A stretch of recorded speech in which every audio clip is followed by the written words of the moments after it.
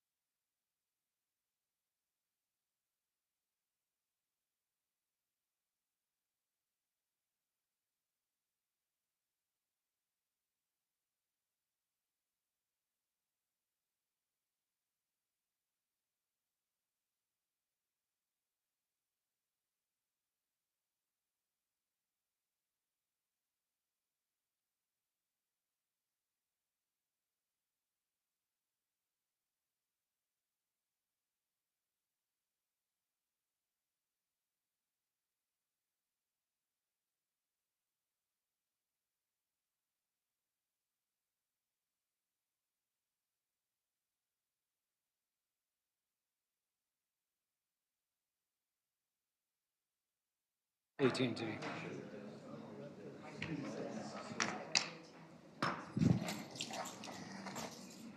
Good evening. It is 5:30. I would like to call the Village of Northfield Committee of the Whole meeting for Tuesday, February 26th, 24th to order, please. Village Clerk, could you please call the roll? Trustee Orth, Yes.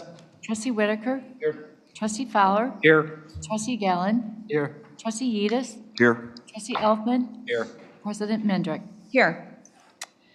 First order of business, as always, is to ask if there is anyone in the audience who would like to make any public comment at this time. If you would, please come to the podium and identify yourself. Hi, Kaya Rubenstein, 315 Linder Avenue, here from the League of Women Voters of Winnetka, Northfield, Kenilworth. Early voting has started on the 5th. We have all the voting information. Please go to our website at lwv-wnk.org.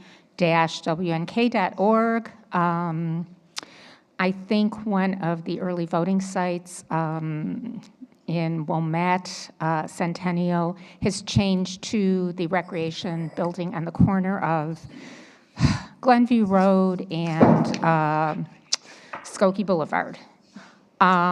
We are having, and I'm going to pass some of these out, we are having our spring luncheon and lecture on Thursday, April 30th from 11 a.m. to 1 p.m. in Northfield this time at the North Shore Senior Center.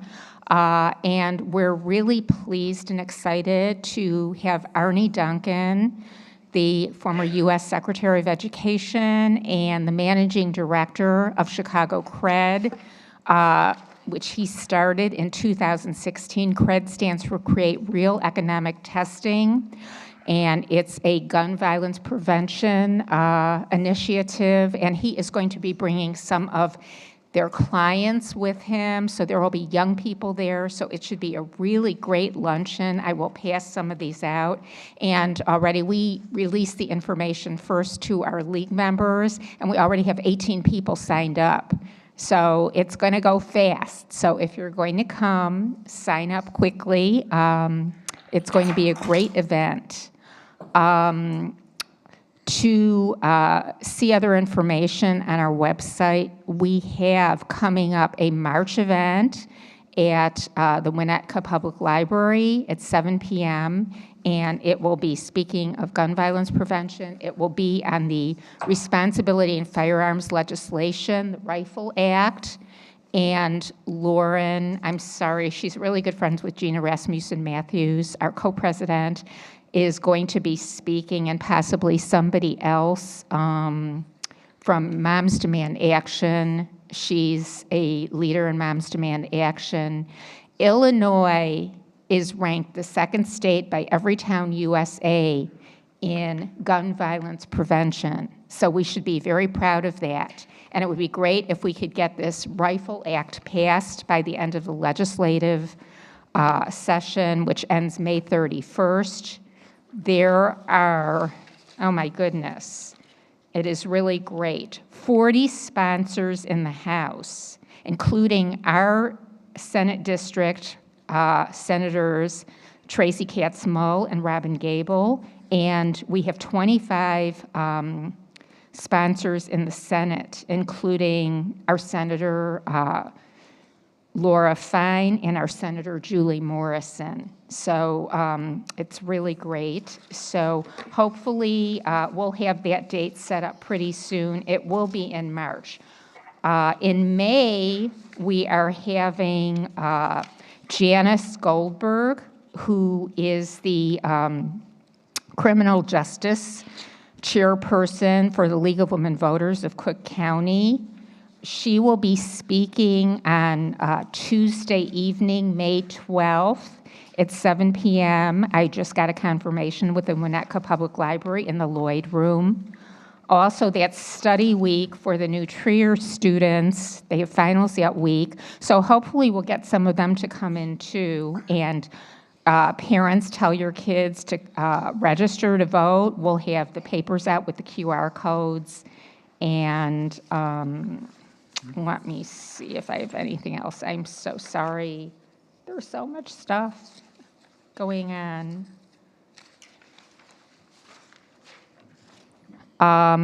The last thing is, I'm sorry, website, there was a Congressional District 9 debate forum. It wasn't an LWV. This is something tomorrow. It's going, yes, it's going to be on 6 p.m. on Fox 32. The league didn't have a forum because there were so many candidates, and the person who was going to do that unfortunately got ill, the Evanston LWV person, so we weren't able to do that. There is going to be a CD9 live debate candidates forum. If I find that out, when I find that out, I'll let you know. It's going to be sometime in March. All of the recordings, the CD10 Candidates Forum, which was last Thursday, the U.S. Senate Democratic and GOP forums, and the Illinois Senate District 9 forums for the primaries, the recordings are going to be on our website at lwv-wnk.org. So look there, and you'll see all the events coming up. And thank you so much. Thank you, guys. Thank you. Thank you very much. Anyone else? Okay. Let's move on to the next item of business, which is approval of the minutes of January 27th, 2026. May I have a motion and a second? Motion to approve the move. Second. All those in favor? Aye. Any opposed? Okay. Next item is discussion of the proposed fiscal year 27 capital plan. And I will turn this over to you, Patrick. Thank you very much. Melissa's getting our PowerPoint set up tonight. Annually, we go through and look at the capital plan, but I think it's probably been a while, so we've talked about, so exactly what is the capital plan? Why are we doing this? It is something that is such an important part of our budgeting process. We break it out and use one night, like tonight, to start talking about that to make sure that we're headed in the right direction and making our plans for the future. So capital for us is generally things that cost about $5,000 or more and generally have 5 or more years of usable service life.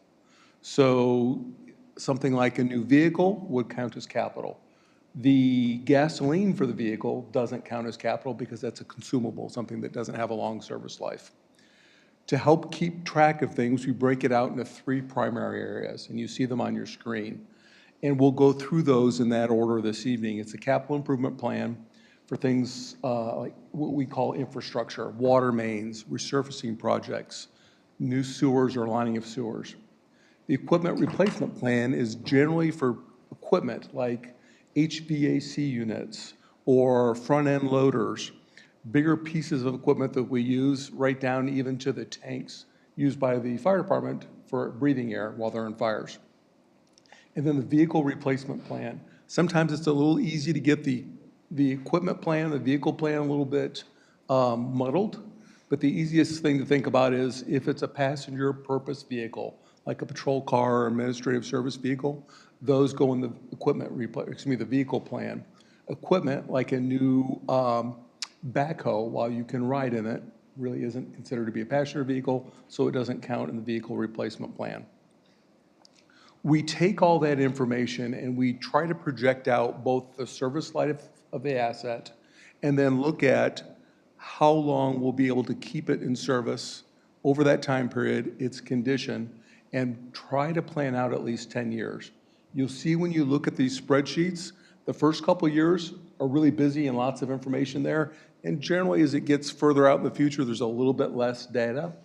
It's a little bit easier in areas like vehicles and equipment, where we generally know that we're going to have a vehicle in service for 8 to 10 years and roll that off. So in this plan, you may see a vehicle show up actually a couple of times when it hits its initial purchase date and then before it rolls off out of service. And again, as part of this budgeting process, we go through this annually, look at all the items, make sure things are doing well. John Rickey and his team looks at the equipment. Can we push out the date? Can we keep it for a little bit longer? Trustee Elfman and I were talking earlier about the fact that we've been able to push out some equipment beyond its anticipated service life. And that is really primarily due to the exceptional level of maintenance done by our in-house staff. But not for that, we would be replacing equipment much more frequently because it just... So what I'm going to do now is jump into these spreadsheets a little bit, and hopefully they'll show up pretty well on the screen of this size. If not, I've highlighted some areas that I think will help capture your attention. So the top of your screen circled in yellow. Melissa, would you see if you can grab Steve and see if he has the laser pointer, please?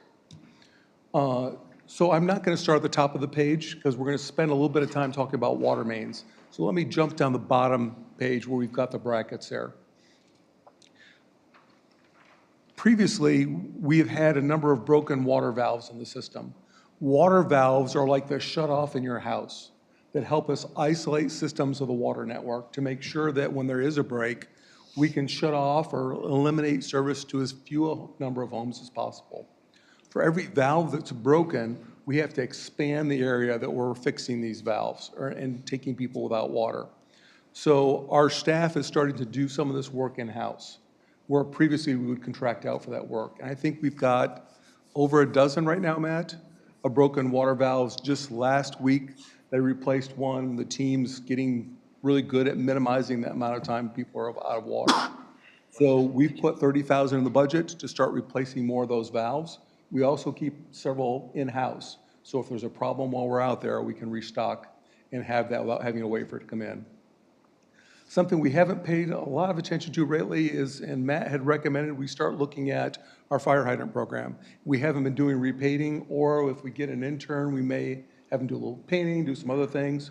We're going to budget through a municipal cost sharing program, trying to get all of our hydrants painted within the next 5 years. So we've put on $18,000 per year to hire a contractor to come in. They will sandblast, prime, and paint our hydrants. And they're going to use a good epoxy paint that we should get a good service life out of those that hydrant painting. Additionally, the board has talked a little bit about our water main program, or excuse me, our water meter program, where 7-9 years ago, you put in new automatic water reads for most homes and businesses. However, it wasn't all of them. So we didn't cover the full village with that automatic meter reading program. Thank you. Oop. Almost passed the baton. That's the Summer Olympics, isn't it? So we didn't replace all of them. So the batteries are starting to die in those units. We're scheduling replacements to make sure we keep those up to speed. Because when the battery doesn't communicate with a wireless system, we don't get a water read. And that means that the resident is on an estimated read. Depending on how long they're on that estimated read, people are really unhappy. When you finally say, oh, wait, here's how much water you actually used, and you've got to catch up. So this is an important part of our system. Additionally, and we'll talk a little bit more about this in a minute, the village put a program in place a number of years ago, I think it's 4, for a 50-50 lead service line replacement program for homeowners. It's a 50-50 cost share, up to $10,000 out of pocket for the village. and you've budgeted $100,000 per year for that program. In the 2 years I've been here, I think the first one that I've seen just went out for reimbursement. It hasn't been widely adopted. So when I start talking about water mains, you'll see that it's going to be a busy year, I think, for the replacement program in that grant funding. And then the last item on that list under the bracket is an additional AMR, automatic meter read receiver site. We have one receiver, and that is on the water tower in Glencoe, that serves the entirety of the village. So there's a device in people's basements that sends a signal out wirelessly to the tower in Glencoe to be able to tell what the meter read is. I can't remember what we've got our system set, but it's either every couple of hours or it's twice a day. Because the tower's so far away, the batteries have to boost their power, which means that the battery life doesn't last as long as we expect, and we end up spending more money to replace them. The manufacturers are brilliant in that they don't make it so you can plug a new 9-volt battery in the system. You've got to actually replace the whole unit. So we're proposing to spend some money to put a new site possibly on the Public Works facility to expand our network, get better reads, and allow those systems to use a lower power and extend our service life. We're still waiting from quotes from the contractor. We haven't heard from them yet. I'm getting confirming nods from Matt here about will that system function, what their radio system is going to be. Any questions on those items before I shift over to water? I just had, Patrick, one question for fiscal year 27-28. There's $0 budgeted for the 10% water main project contingency. Thank you. For the contingency, my plan is that we will be really tight on our budget. So what the contractor awards is generally all they're going to get. For example, the program that we're doing up on West Frontage right now, I think we're just within about $1,000 of the bid price. And our construction manager's done a great job at taking out items like, no, you don't have to do this and keep us in price. I know in the past you've budgeted like a 10, 15% contingency. I try not to operate that way because the contractors see that number. And then they know, oh, you've got a contingency for that, don't worry about it. So you'll see me try to wrap those prices right in on the main bid price as we lock it in. Now, what you'll also see though, and let me skip up to the water program, is that you see we've got 3 projects potentially up for this coming fiscal year. The middle one is a Hap Road main replacement program. We've been talking about this for a little while. We had thought that the entirety of Hap Road needed to be replaced from Willow to Waukegan. Excuse me, thank you, Winnetka. We had noticed that there was a difference in fire hydrants within those sections. So I had heard rumor that possibly a section of that main had been replaced. Matt took his team out and they started taking a hard look at valve boxes. And we believe there's actually been main replacement from Willow south to approximately the Northfield Square area. So that's newer water main that we do not need to replace. I shudder to think about us designing this, paying for this project, and abandoning a main that had only hit 50% of its service life.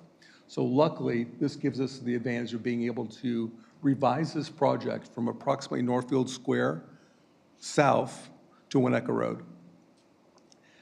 While we're there, if you've driven on Hap Road at all, you've seen a number of patches on the west side of the roadway, right near the edge of the asphalt. And that's been where, unfortunately, Public Works has been doing a lot of main break repairs. And you see those patches. Some of them are bright black asphalt because they've been recent, others are more faded. But that main section has been a problem for us. And we haven't had any breaks on the northern section. That got us also looking at Harding Road. So let me skip to this next slide and show you a little bit more about what I'm talking about. So on your screen, you'll see Northfield Square is in this area. Near one of these valves it shows in the road is where we think the main transfers from an older main to a newer main.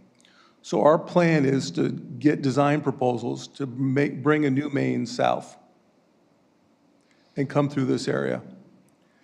Now, in this, you see we've got a number of homes with lateral service lines connecting to the main. The main kind of jogs around a little bit. We're going to try to locate it on the west side if utilities allow us. But we've got to get an engineer on board to start getting that design. Where this slide gets a little bit more interesting is on the next page where we move further south. You see a number of parcels with yellow. Those parcels are homes where we believe that we have lead service lines providing water to those homes. There's 10 on this map, 12 if you count these two. This section of Hap Road, both homes were recently demolished. There's action on the board actually this evening to change the property lines, and they're going to reconstruct a home. So as part of their construction project, they have to put in a brand new water meter, or a water service line. So I'm not counting that toward that. But if we do this water main project, the 10 homes you see here in this area are going to have to replace their water service line. The state of Illinois does not allow us to put a new water main in, put a new copper service line to the B box near the sidewalk, and then reconnect the lead. When you're disturbing or hammering or vibrating the ground near a lead service line, the protective coating on the inside of that lead service line flakes off like dandruff almost. It's amazing how easily that coating comes off. And that allows lead to get into the water. So that's why the state says when you're doing work on a water main in the area, you've got to notify people. While we were doing this project, looking at HAP, we also started looking at what's been happening on Harding. And we've had a number of breaks in this area also. It doesn't make a lot of sense for us to not try to include Harding into this project because we're going to be right there. It's a short segment. However, if we do that, these homes are all going to be faced with needing to replace their lead service line. So depending on the discussion this evening, if the board's comfortable with it, we have a letter prepared to send to those homeowners to say, sometime in likely the next 12 months, we plan on replacing the water main in front of your home. That's going to necessitate, and we'll describe it, we'll tell them about the 50-50 program, excuse me, and we have $100,000 budgeted, up to $10,000 per home, to be able to help defray some of that cost. So we also have an interesting situation on the east side of Harding. We have a 16-inch water service line coming on the north side of the street. Some would call it a transmission main, which you normally don't tap into. However, it looks like the homes on the north side have tapped into that 16.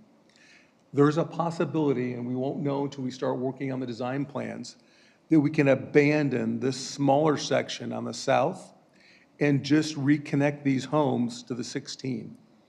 That would allow us to cut off the old main on frontage and on HAP, abandon that old line in place, and not have to install a parallel water main.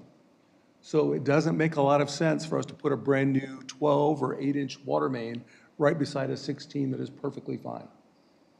Again, we'll confirm it with the engineers once we get there, but we believe we can easily tap that 16 as part of the project and save some additional money and get some duplicate mains out of our system, which is never really a good idea.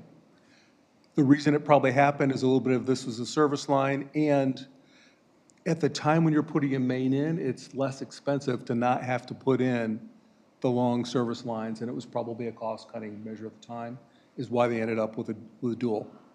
On the west side of Harding, no such luck. It's a single main that needs to be replaced. A little bit of a dead end here, but getting a new water main in that area will certainly help the residents. So I've talked a bit about lead service lines. Let me see if I've got, this gives you a graphic and it gives you an example of what I'm talking about. The water main is here and it's owned by the village. In Northfield and a number of the communities, the residents own their water service line from the point where it connects into our main all the way back into their home. residents will often think, well, wait, but that runs underneath the street, runs underneath the parkway, it runs underneath the sidewalk. That isn't mine. It is. So it's part of the maintenance responsibility of the resident. That's why if the main is on your side of the street, you pay less for a water service line. If it's on the opposite side of the street, you pay more for a water service line because you've got to run that line all the way to the opposite side of the street. What I'm proposing, and we don't need a decision tonight because I'm trying not to plop these decisions on you that haven't been discussed, is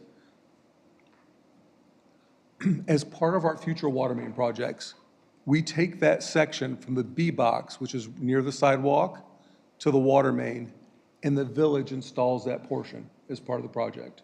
We install it and we own it going forward. Buffalo box to water main, making the resident responsible for the section from the Buffalo box to the home. That eliminates the disparity between where the main is located, who pays for a long versus a short. When we're putting a water main in, we'll pay to get it to that section. It also lowers the residents' cost because if we work well with our contractor, when they've got this hole dug to put in the Buffalo box, we put a piece of plywood over it and tell the resident, you've got a week to have your plumber connect your new service line, and then we're going to come back and backfill that hole. That's additionally something we would be doing anyway as part of our water main project, but it saves our residents money because we're already there and we're coordinating with them. So it's a little bit of a policy change because right now the code says residents own the whole thing. So I'll bring to you sometime this summer a discussion at committee whole meeting about, do you want to change this plan that going forward, we start owning Main to Buffalo box only when it's been replaced. So it doesn't mean village-wide, we take everything right now. It's only when we've done a water main project and we will put that section in. Isn't that the case in many of the communities that the Buffalo box is a dividing line on the ownership versus the village versus the property owner? I don't know that I can say many. I know it's that case in some other communities. In Kenilworth, we started doing with a water main project and actually just put it in our GIS system. So we could tell what segment was owned by whom. So there was no question when there was a leak coming up, whose responsibility it was to fix it. And then how many hydrants do we roughly have in town? No, Matt, pop quiz.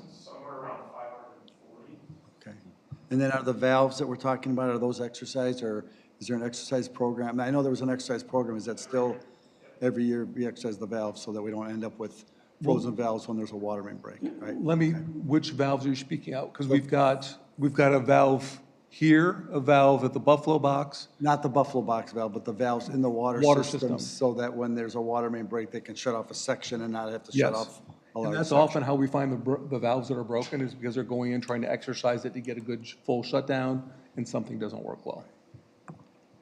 On the B boxes, are they pretty consistent on how far they are from the sidewalk then? Not at all. So that's going to be something, we're going to want to create some consistency too, Yeah. that basically you would get charged for how big your front yard is, like how far it has to go. True. Rather than, like, if your B box is right next to the house, you have a much shorter line. Yeah. Like, Generally, we try to keep the B box close to the sidewalk. So either in the parkway, which is between the sidewalk and the curb, or within that village right-of-way line, 18 inches back from the sidewalk, is a general goal. And we're going to try to standardize that going forward. So when we're doing a water main project, here's where they go. Additionally, Public Works has a tool that they can put a GIS antenna right on the box. And they can measure with GIS where that Buffalo box is. So if there's a problem in the future, they've got the mapping to be able to go back and say, oh, the box is over here versus where's it going to be in the front yard type of thing.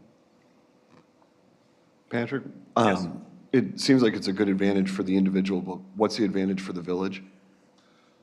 I would say, honestly, there's probably not a lot of advantage for us other than consistency. And if for some reason a resident's not paying for their water service, ownership of that shutoff valve is an important distinction. If it's ours, we've got the ability to shut it off and we don't have to go in their yard to do it. I could see a situation where a resident would say, hey, that Buffalo box is mine, or we go to shut it off and it's broken. And then who pays to fix their box? So for me, it gets us more to a consistency. It is taking on some additional liability, but it's liability that I don't expect us to have a problem with for 30 or 40 years because we put a new system in. I did have one other question before we got to this part. The water valve replacements, a lot of that's going from contract work to in-house work. Correct. Do we have any idea of the savings by doing that from going contractual? I'd say between 5,000 and 7,000 a valve. Is that fair, Matt? That sounds great. Okay, Yeah. that's awesome, okay. And frankly, the team is having some fun with doing the work. So they get to pick some of the nicer weather to do it, but they're enjoying the action. So let me back up here just a little bit. The lead service line replacement is a mandate from the state. By 2042, we are supposed to have all lead service lines out of our system. However, the state statutes really didn't address who owns those lead service lines. They just said they have to be replaced. So for us, we've got 87 or so homes that this is their maintenance responsibility. No different than replacing a roof on their house, except it's underground and they don't think about it as much as they think about their roof until something breaks or goes wrong. So what I'd like to do is this main project, if you approve it, will get about 10 of these out of the system, really 12 if you count the 2 homes on HAP that are being done. That's about 10% of what we've got to fix. So if we can keep budgeting $100,000 a year, and this summer when we start talking about other options, I'm also going to bring a suggestion that we pick some of these other homes, and I'm just going to pick on Wagner Road for a second. If you look at Wagner Road, look at all the homes in this section that have lead service lines. We're not planning to replace that water main for a while.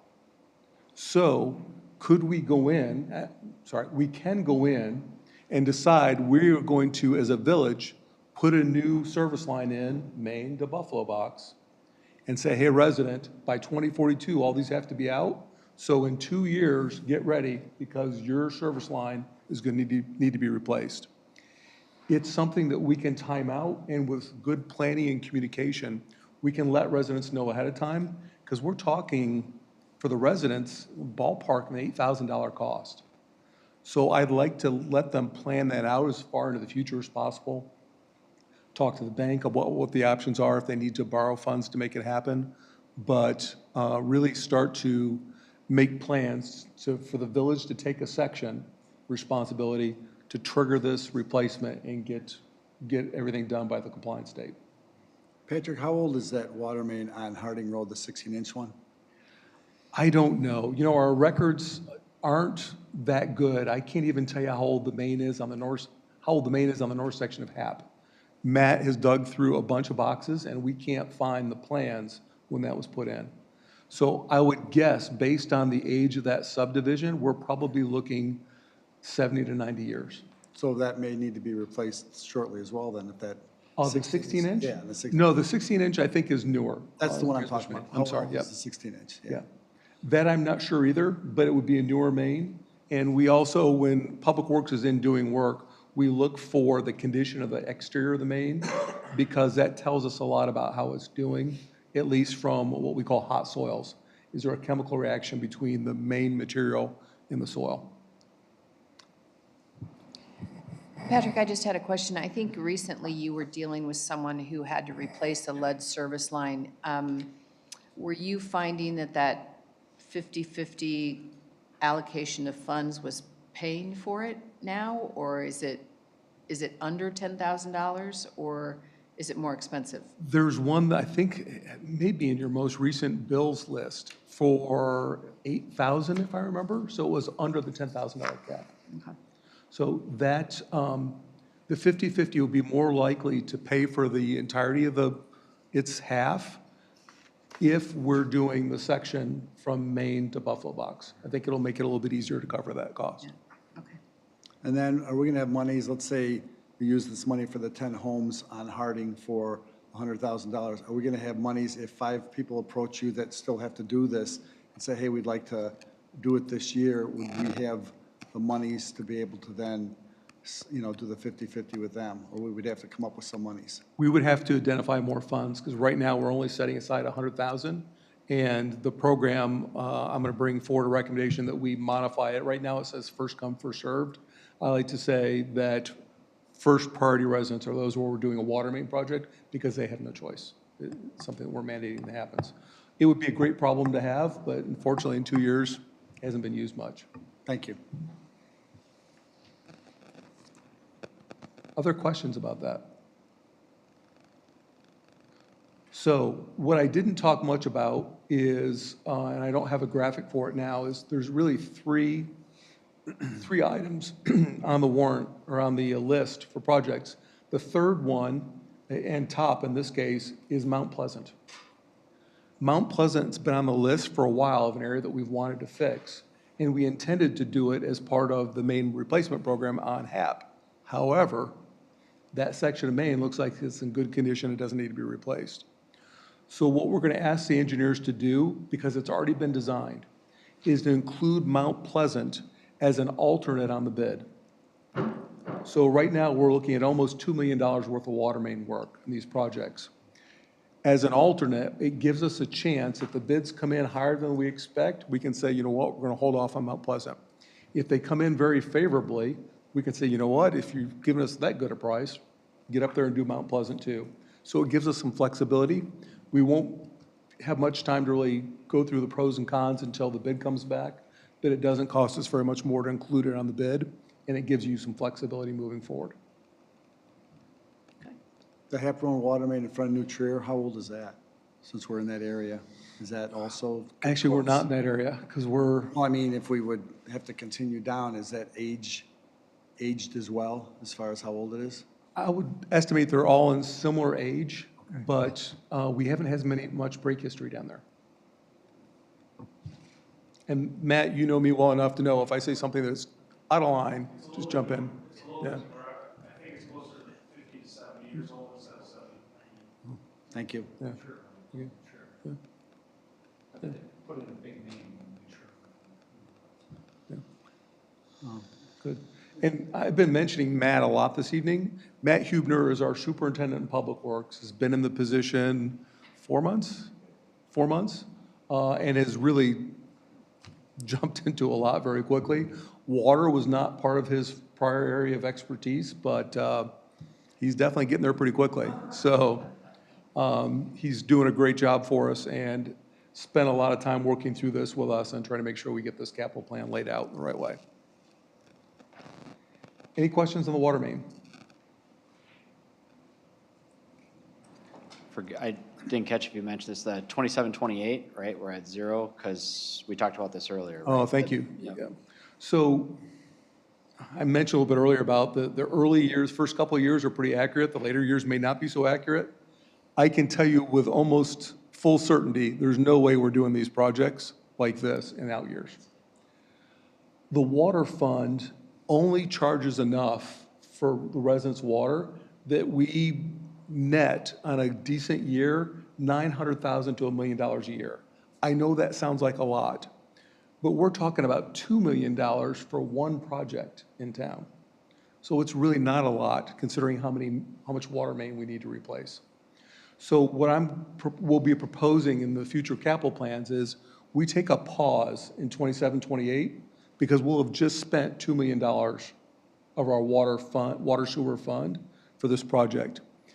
So if every other year I do a project in the $1.5 million, $2 million range, it keeps the water fund solvent and lets us design it, plan it 1 year, notify the residents that, hey, you may have to replace your lead service line the next year, and then we bid the project and go.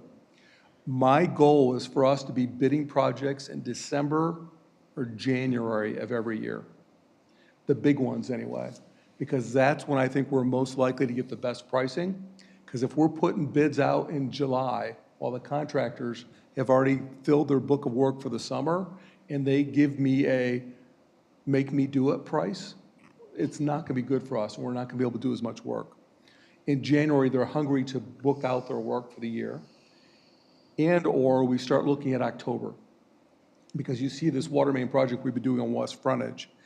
It's a little messy, you know, the ground thawed, we got a bunch of mud out there. The contractor's done a decent job keeping it clean, but this is a time of year when the contractors would normally be paying unemployment insurance on their employees. Instead, they're saying, hey, Joe, we got a job for you. So they're working, they give us a better price, and it's, I don't want to say it's saving the contractor money, but it really kind of is, because we're keeping their staff busy when the temperature allows and not causing as much disturbance for our residents. And I just want to say I appreciate that you're thinking in this way of not fully tapping our account every year, like really long-term planning some things out. So I appreciate that that's the thought process around this, how we properly plan things out long-term. So. Thank you. So as I told you guys, I'm going to be going into a lot of detail tonight. I'm sorry for talking so much, but I did set almost an hour for this. So it'll start moving a little bit more quickly here once I get past this section.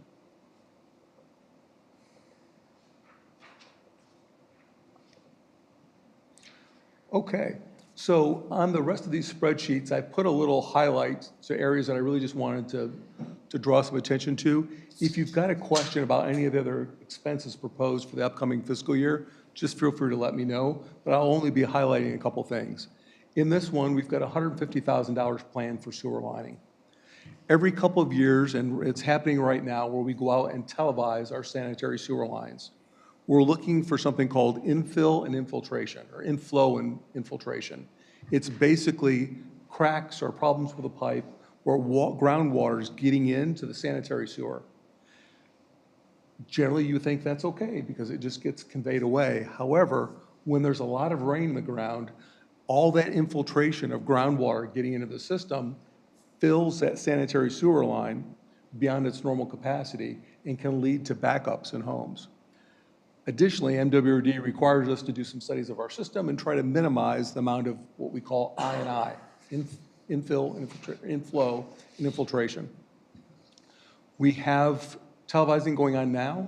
They clean the line, they take a picture of it, and they go back and review the video and say, here are areas that are critical, here are areas that are important, you should get some done, and here's ones you don't have to worry about.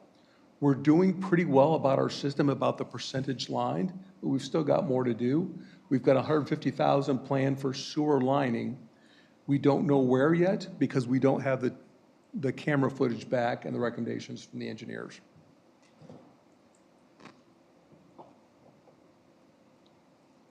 Sorry, let me go back just for 1 second. What we've done here is we've totaled, so the amount of water projects and sewer projects is about $2.8 million planned for this coming budget year. So now, if you remember the past spreadsheets, we had a list of pretty much every single road in the village and just kept that running list, and you really couldn't tell what was being done. What I've done here is compress that into how much we plan on spending on resurfacing, reconstructing roadways, where our expenditures are. About 5 years ago, the village received funding from the state of Illinois for a program called Rebuild Illinois. That money was supposed to be expended within 5 years, and they really wanted it programmed out a number of years ago. We heard from the state that, hey, village, why haven't you spent your money? We got digging into it and realized that it had not been programmed. So we have $380,000 generally that needs to be spent this fiscal year, this coming fiscal year for projects. We've programmed that, and I will get into some slides here in just a little bit that give you a little bit more information about it. I've got a note there for me that says private lane info.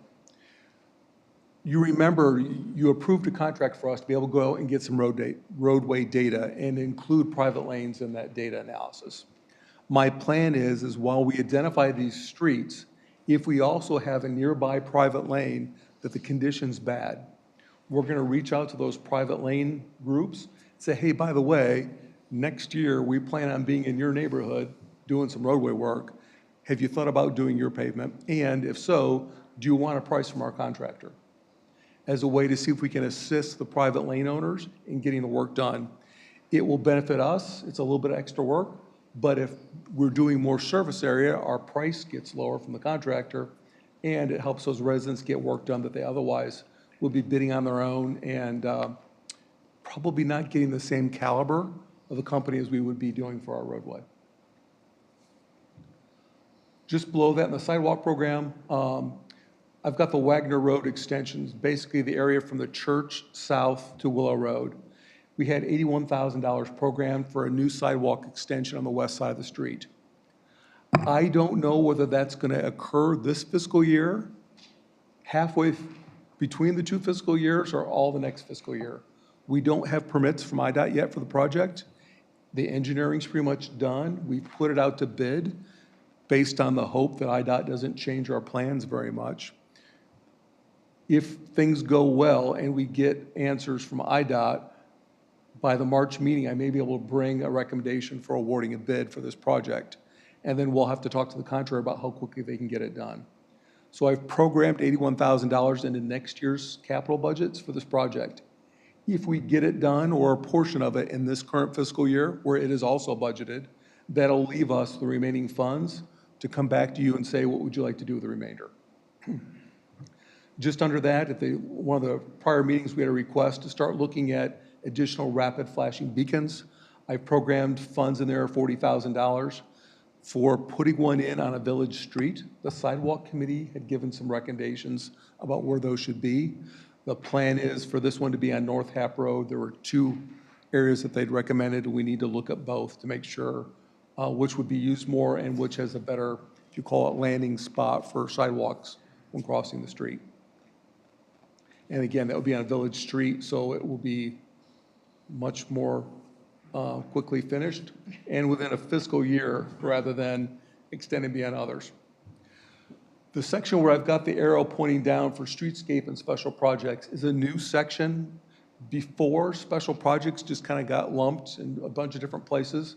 And I wanted to give you an area where you could take a look at, in kind of a one-stop shop of what are we planning for special projects. So it is really hard for everybody in the audience to read on the screen, but we've got a number of things listed in that.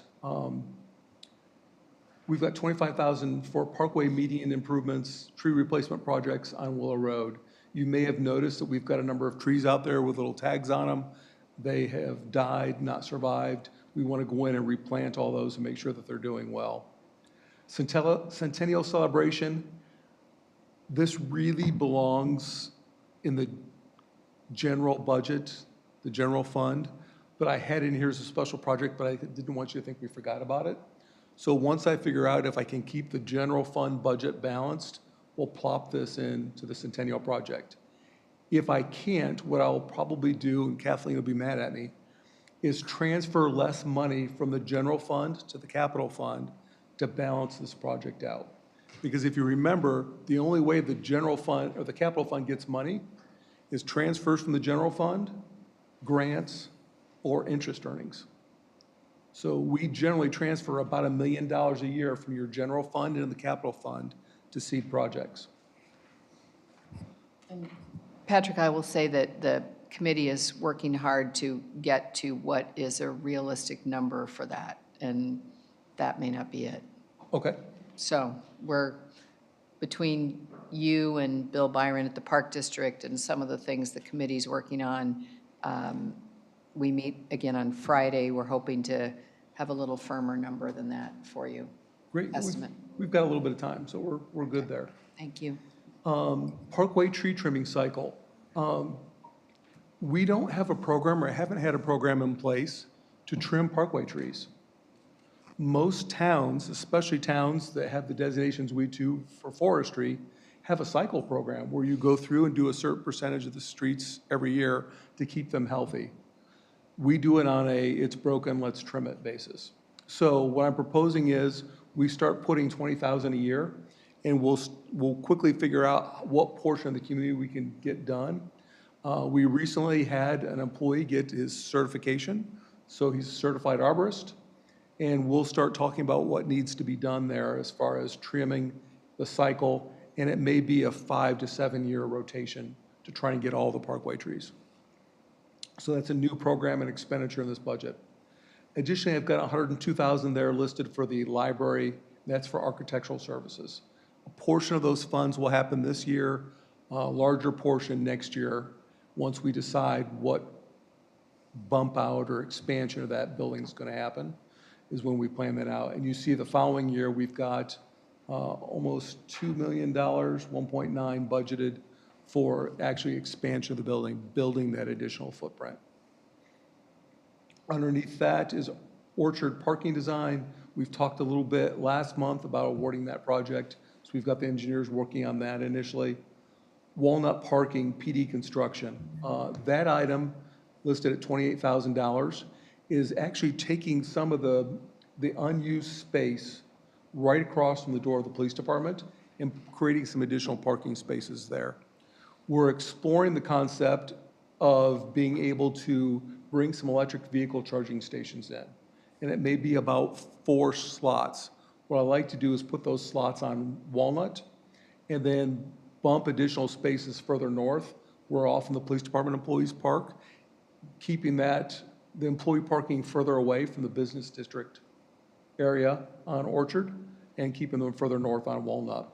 Additionally, depending on how often you go by Village Hall, the state police uses us as their kind of area accident investigation site. So they're using 3 spaces a couple times a day. So I'd like to bring some extra parking out there if we can. And then you see Hap Road Improvement Project. For those of you who know me in budgeting, I generally avoid putting something in on a budget if we don't know the number. But this is a case where we know we want to do something. So it's here as a placeholder for us to talk about this project coming forward, how much do we need, what do we want to do? And similarly, in the sidewalk projects, it was mentioned that there's a concern that we don't want to drop off some of the work of the sidewalk committee. So in a future iteration of this, I will take and list out the sidewalk projects that the committee had recommended, and I'll bracket out for sidewalk projects. So in these out years of the 10-year planning, we can start looking at when can we bring some of the additional projects in. Patrick, the $35,000 for the Skokie Valley Trail, what does that entail? What's that for, engineering or? Engineering. Okay. We are still at, impasse may not be the right word, but we're still butting heads with ComEd about the exact location of where the Skokie Valley Trail will be routed. Most of the route and the location within Northfield is fine. However, there's a few pressure points, one in Skokie, one in Wilmette, actually 2 in Wilmette, I think, because we've got the bridge crossing also, where ComEd's saying, no, you can't put it here. And the local communities are saying, yes, we can put it there. So there's a bit of back and forth. Wilmette's engaging with Union Pacific Railroad to talk about possibly using some of their right-of-way instead of ComEd's. I'd say we're getting closer, but it's a little bit like putting in a rapid flashing beacon. It's not going nearly as quick as I like it to go. So would those be the only 2 holds up, would be Skokie and Wilmette, and then we can potentially maybe start this project with the communities if that comes to fruition? The best of my understanding is if we can clear those hurdles and get ComEd to say yes, we're well on our way to being able to get it, the final layouts, draw it up, and bid it out. I have a question. For the tree trimming, the 20,000, what do you envision being the bulk of that cost? That will be, the bulk, 100% of that will be engaging a contractor to come in and trim trees. So that would be a contractor Yeah. then? Okay. What they do is they come through and they will set up fees based on basically the diameter of the limb cut. If it's a 6-inch limb that they trim, you pay more than a 1-inch limb. So the first couple of years of doing this, we may not get as far as we would normally do, but the second rotation around, we'll be getting much more done on a cycle. And we can't do that in-house? We can, but with as much else as we're doing in-house, I don't know that it would be efficient.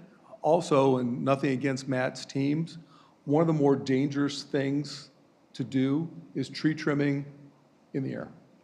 So where I can, if I get a contractor that specializes in it, they will come generally in the coldest months of the year and go do that trimming. And they are trained to do it, and it works generally pretty well. I mentioned before MPI, Municipal Partnering Initiative. We jointly bid the tree trimming, and we'll try to get good pricing because they'll be bidding out for multiple communities. The Orchard parking design, that's redesigning, or is that for the engineering? Because wasn't there engineering done about 3 years ago on that potential project? There's been ongoing engineering to respond to IDOT requests. So this is, it's the design, but the design will probably involve continued stormwater engineering, because more than likely, we're going to get more questions about how's the water flow. So but it is a full scope for getting it designed and coordinating with the two business owners to the south to see what the best layout is for that parking lot. So when there's engineering done, is there a window of time that that engineering study expires? So that the county or the state's going to say, well, you did it 2 years ago, we want a new engineering done on that? Is there a time limit? I mean, is it 1 year, 2 year, 3 year, 5 Sure. years?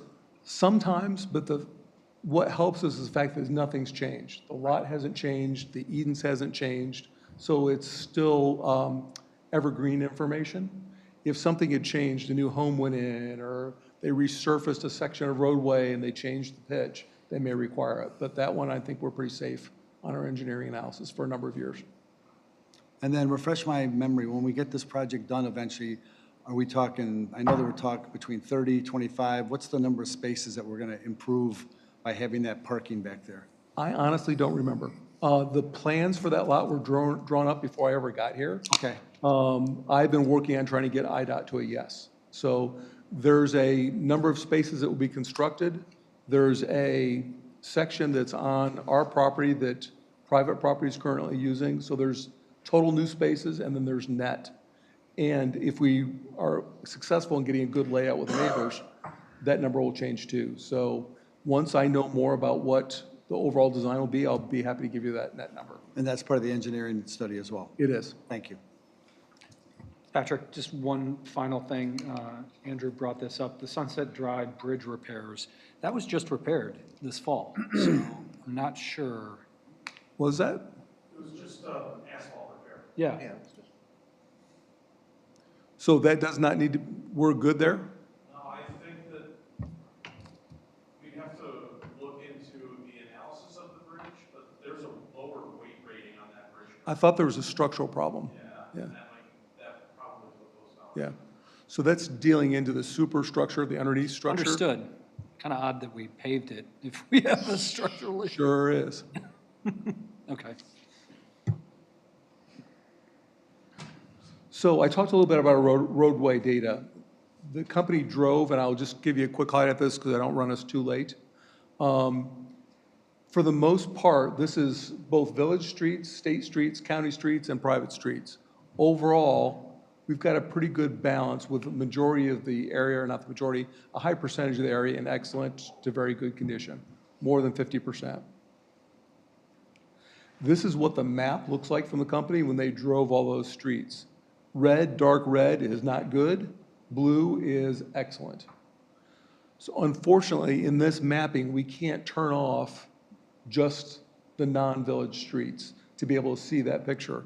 So what Matt and I have done is created a spreadsheet that takes and isolates just village streets. And we've sorted it by condition rating. So the first grouping there are in poor condition, the bottom half is in poor, marginal condition. The streets highlighted in red are the ones we're looking at doing improvement work with that $380,000 I mentioned in motor fuel tax funds. This is likely to shift a little bit because Matt and I are talking about what our future water main projects are, because much like the bridge, I don't want to go in and resurface Holder Lane at the beginning of the summer when I know a year from now the board just said we could put a water main in there. So these may adjust just a little bit, but it gives you a good idea on the footage of the areas we're trying to do to get as many streets as possible up into that excellent rating from poor. We'll be able to use this data for a number of years before we have to go back and get the data again from the company to kind of reassess the streets. What's really nice about it is you see the spreadsheet, we've got length of pavement, we've got square footage of pavement. That really helps us with the private lanes to be able to say, here's how much asphalt you need to think about, and we're paying X dollars per square foot for replacement, so residents, your project's going to be in a ballpark of this number. So this analysis, I'm a little bit of a data nerd. I was really excited about getting all this. I think it helps us make good decisions moving forward on where we should be doing work. The data analysis done by them is good for what's a time frame, let's say a year, 2 years, 3 years, before they think that you would have to come back out and reanalyze the data on the streets? It's hard to tell because it depends on what type of traffic, how frequently, weather conditions. But from my perspective, knock off the poor because they're not going to get better, start hitting the marginal, and every 3 or 4 years, go back and have them redrive the town to see where we stand. Thank you.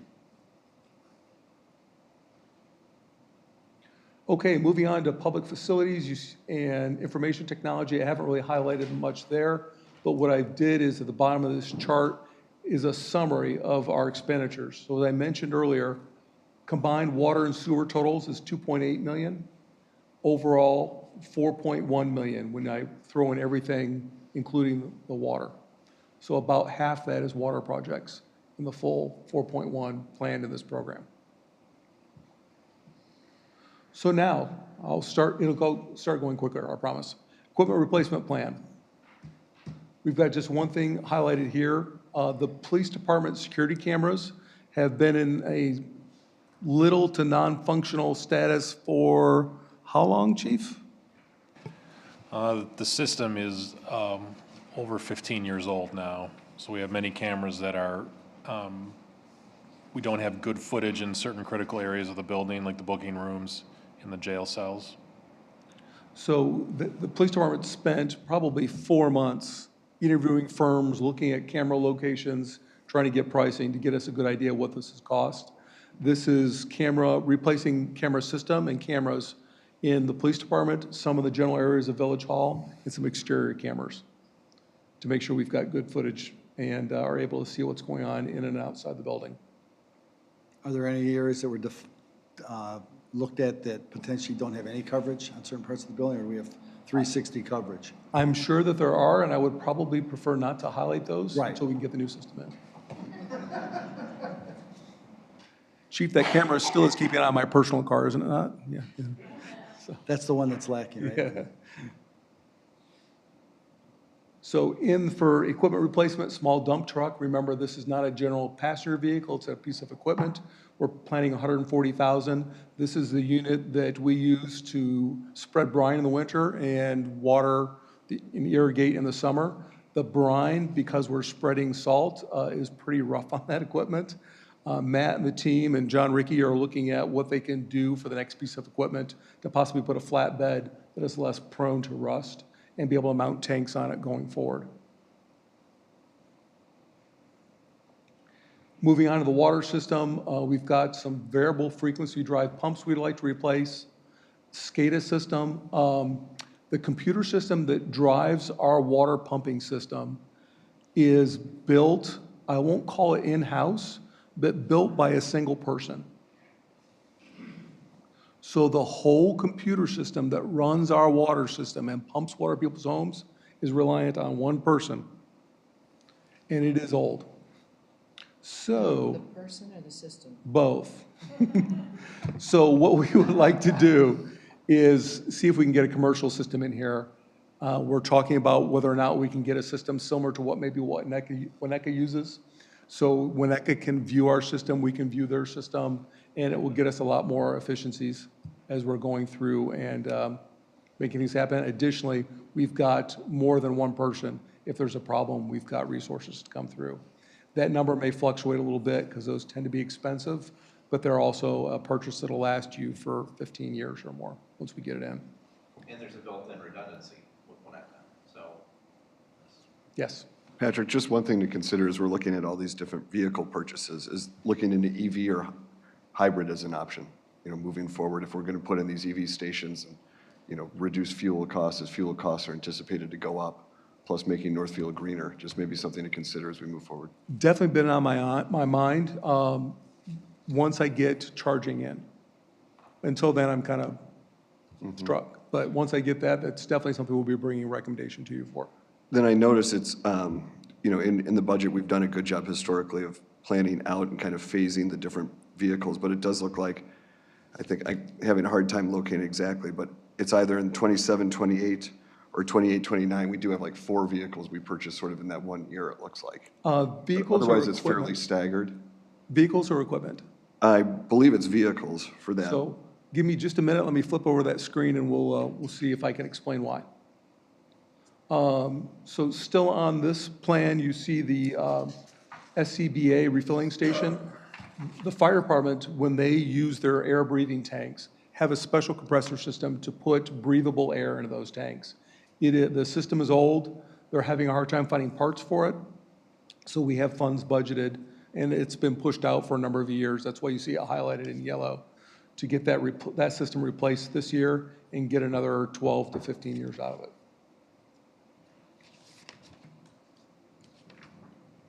HVAC condos, we've talked in the committee of the whole previously about some of the HVAC units for our condo units. I've budgeted funds to anticipate replacing 2 of those during the year. And then near the bottom of the screen, elevator. The expenditure isn't until the future capital year, but I wanted to bring this to your attention. Both the elevator in the Public Works Fire Facility and here at Village Hall are not currently code compliant. Now, they don't have to be because they're existing, they've been there. However, as parts fail and we need to bring new parts in, we need to upgrade the system to match the new parts. This happened recently when we had an alarm panel damage at the fire department. They had to put a new alarm panel in that wouldn't talk to the elevator because of the age. So John Rickey and the team have been getting a lot of pricing, talking to a lot of people. We're not going to do it this year, but in the next year, I'm thinking we need to do kind of a full rebuild of the fire department Public Works elevator, and if we have funds the year after, do the one at Village Hall. If I'm not mistaken, that building was built in the mid-90s, so the 1982 acquired is, for the elevator, is not accurate. And I just wanted to say one other thing. I mean, I appreciate the fact that we're pushing equipment to the maximum and trying to get the most amount of time out of it, but I struggle with, we set these expected dates of survival, and I appreciate the maintenance that our staff does. But I feel like if we're using stuff past their life expectancy, we're dealing with a potential time bomb, and that's why we've set the expectancies, was to replace it so we don't have, you know, that potential fear of, oh, look, we got an extra 5 years out of it, and there's some catastrophic issue. I totally agree, and that's why John Rickey has been after me about the elevators.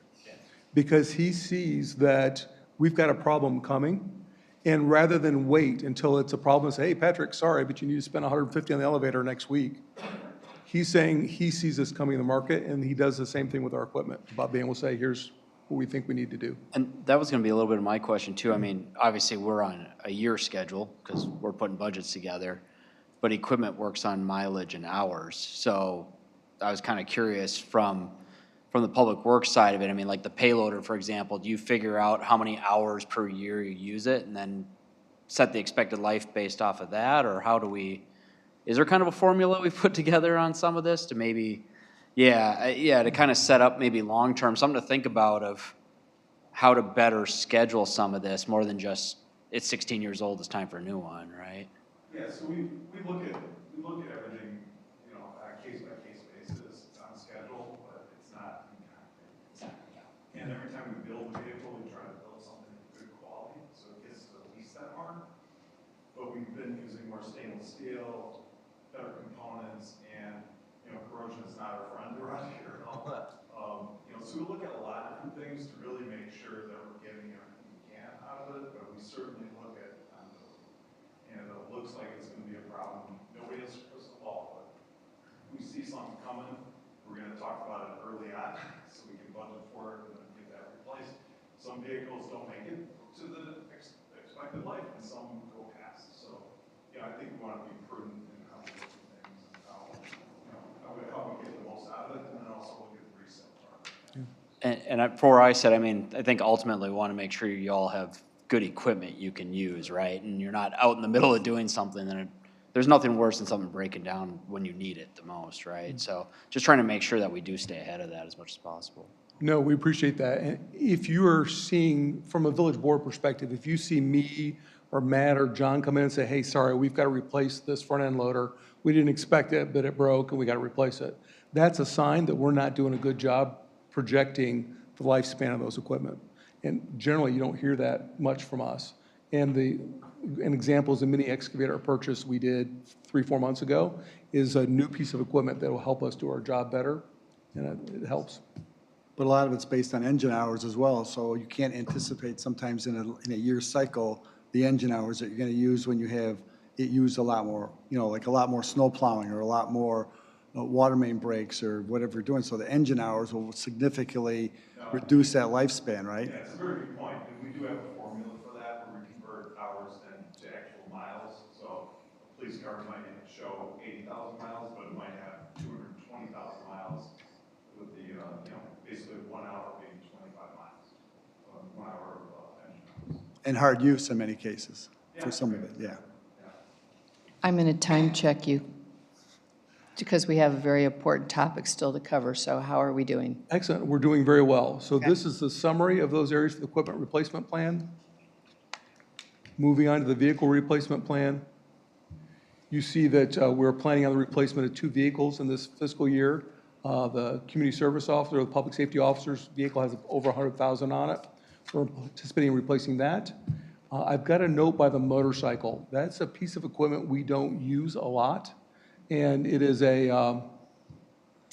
it's an area where we don't know that's a piece of equipment we need. So we may be coming to you in the future to declare that surplus and sell it and not replace it. And then you see building division, that vehicle has over 110,000 miles on it. We'd like to replace that also. One of the things that came up from us in perspective is you've heard my kind of theory about where we can buying used for some of these administrative vehicles.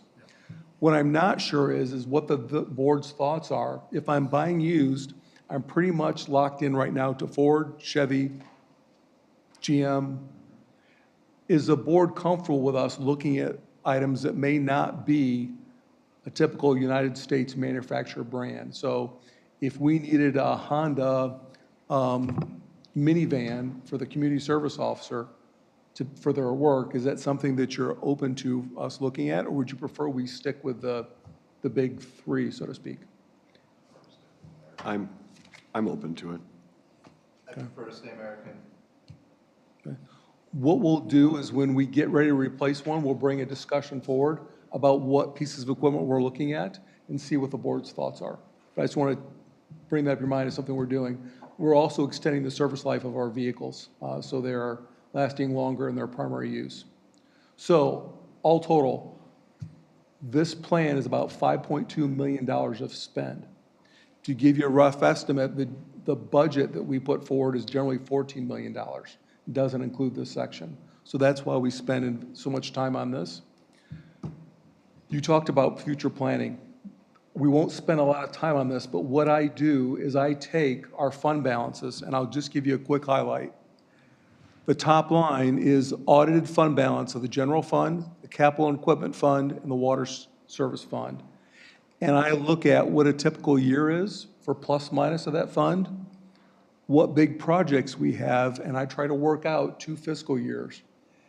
Are we spending too much money that our fund balance is going to get too low in those funds because we're doing all these great things? Right now, we're in good shape. What I don't know is we've got a couple of projects here that are hanging, we don't have numbers for. So we'll have to look at that. We'll keep that in mind as we do fund balance. But I just wanted to assure you that I'm looking at it, projecting at it, and our goal of keeping our general fund balance in the area of 55 to 70%. Right now on our projections, we're at 55% on April 30th, 2028, based on the way things are lined out. And that is all I have.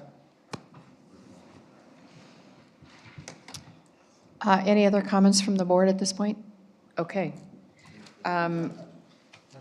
Let's move on to item number 5 on the agenda, which is discussion of a recommendation to dissolve an intergovernmental agreement for a shared ladder truck.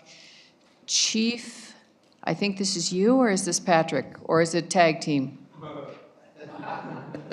Well, Patrick's leaving, so I guess it's. So you're on, you're up. Would you like to start, or would? Please, no, it's all yours. So the IGA was initiated in July of 2012, in effect for 14 years. Glenview has 2 trucks, a 2013 Pierce and a 2025 Pierce. I would say in the last 5 to 8 years, the availability of the truck has been sporadic at best. I have not seen a viable truck in the station since I started as the fire chief. As a matter of fact, in 2012 memo to this council, it read, due to required maintenance, repairs, warranty on both ladder trucks, The second truck has not been available to Northfield most of the time.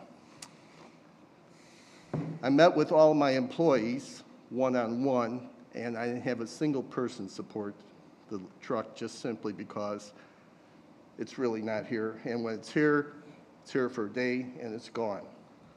Our cost is 10%, but recently there's been some significant repairs that if we need to, Lieutenant Ritke can expand on, but one repair exceeds $300,000 to one of their trucks, and they got some additional repairs coming. The other issue is that John's time is taken up with Glenview's trucks. There's an agreement to do some maintenance on them, consult, deal with third-party vendors. So it's actually taken up a lot of his time pulling away from the Northfield vehicles. And it's really not just a money issue. It's a time commitment for our fleet manager. And we met with Glenview actually on 2 occasions. We just met with them yesterday. And Glenview uses their trucks on a regular basis, not just for fire calls, but for ambulance calls. So the trucks get a lot of more use than the typical ladder truck, which really isn't made to chase an ambulance. I think this isn't really about whether a truck is critical in our response, because I think it is, but this is more about, is this contract in the best interest of the village of Northfield? And I just, at this point, based upon all the research, all the discussions with not only the department and administrative staff and Glenview, but it would be my recommendation at this time that we forego the IGA. Again, it's been around for a long time, and maybe at the onset it worked, but right now it's not working. And in our discussions with Glenview, we are working on redoing the area response agreement, which means there's 2 types of agreements with fire departments, neighboring fire departments, and even further away. But there's something called an auto aid agreement where we agree as 2 departments to help each other on a daily basis, meaning a fire alarm, an ambulance call where maybe one department's closer than the other. And Glenview's willing to do that with us. The other thing is called mutual aid. And mutual aid occurs, it's a pre-planned concept where when we have a confirmed fire, certain rigs respond. And that's when we are no longer having enough equipment to deal with the incident. So the auto aid is just kind of a daily basis. I'll send your engine, I'll send our engine, you send your engine when we need help. Where mutual aid, you get everyone showing up. So with that being said, we're working with Glenview to come up with to redo the area response agreement, and they're very willing to do this and willing to help us out. If we had a structure fire, our engine and ambulance would respond, of course, and typically we'll bump it up very quickly to either what we call a still or a box alarm or a third alarm, and we're getting either a truck from Wilmette, Winnetka, and Glenview to assist us while our engine can get in there and start to work on putting out the fire with hose lines and whatever else they need to do. Did I miss anything? No, I think just for me, from the management perspective, my gating question is, does Northfield need its own ladder truck in-house? And the answer from the chief was no, because of auto aid. When we respond, we've automatically have equipment coming in to support us, just like we are supporting other towns with our engine and ambulance. So we're taking care of each other.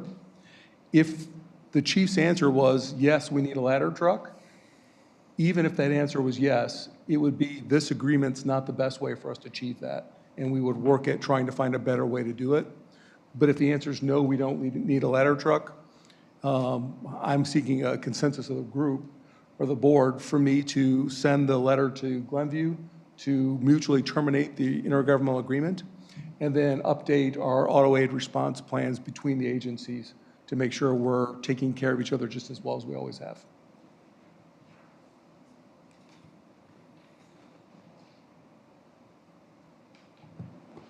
Who would like to start? Well, I would like to start, if that's okay.